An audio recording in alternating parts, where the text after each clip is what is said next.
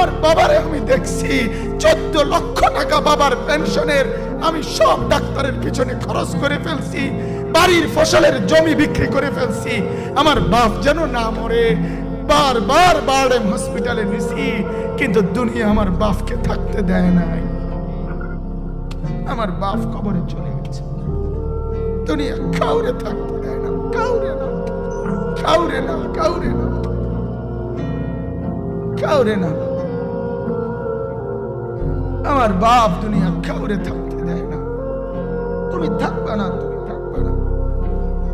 দুনিয়ার ধোকায় পড়ো না বাপ, দুনিয়ার ধোকায় পড়ো না। মাকে বুঝান, আজ মারা বেসামাল হয়ে গেছে, আজ বোনেরা বেসামাল হয়ে গেছে, বেপরদার উৎসব তুলে দিছে। এটা যেন আল্লাহর সাথে যুদ্ধ করছে। আল্লাহ করোনা না, তুমি আরো কিছু দাও, আমরা বেপরদিগি ছাড়বো না। যুবক ছেলেগুলো যেন বলতেছে, আল্লাহ তুমি করোনা দেওয়ার যাই দাও, অশ্লীল ছবি দেখা, ফেসবুকে নর্তকী দেখা আমরা ছাড়বো না। দেখি তুমি কি করতে পারো, তুমি যা করার করো।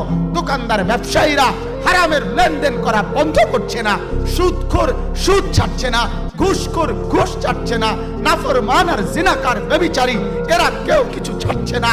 বেহায়ার বেপর্দা নারী তার অশ্লীলতার বেহায়াপনা ছাড়ছে না। মুসলমান তার ঘরে টেলিভিশনের নর্তকীর আওয়াজ তো বন্ধ করছে না।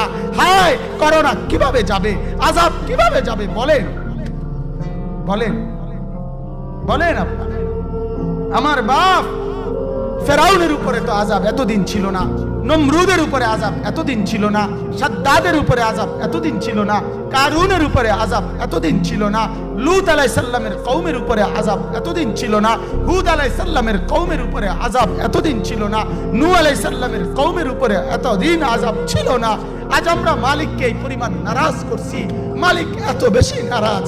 আজ 1 বছর হয়ে গেছে, 1 বছরের চাইতে বেশি হয়ে গেছে, কই করোনার মহামারীর আযাব তো যাচ্ছে না, গেছে গা? বলে আমাদের লক্ষ লক্ষ বাচ্চার পড়ালেখা বন্ধ, এরা নষ্ট হওয়ার চূড়ান্ত পর্যায়ে পৌঁছে গেছে। মোবাইল এদেরকে শেষ করে দিছে, লক্ষ লক্ষ ছেলে। গতকালকে এক মা আমার আত্মীয় ফোন দিয়া বলতেছে, সকাল 10টায় বাচ্চাটা ঘর থেকে মোবাইল লইয়া বাইর হইছে, রাতের 10টায় মা তারে ফোন দিয়া বলছে, বাপ ঘরে আসতি না, ভাত খাইতি না। বাচ্চা তারে বলতেছে, তোমার অসুবিধা কি, তোমার সমস্যা কি? মায়ের কথা বইলা কাইদা দিছে যে শোনেন হুজুর কদ্দুর দোয়া করো। এক বাচ্চা, এক ছেলে, সে যদি তার মাকেই কথা বলতে পারে, তার মানে গুনাহ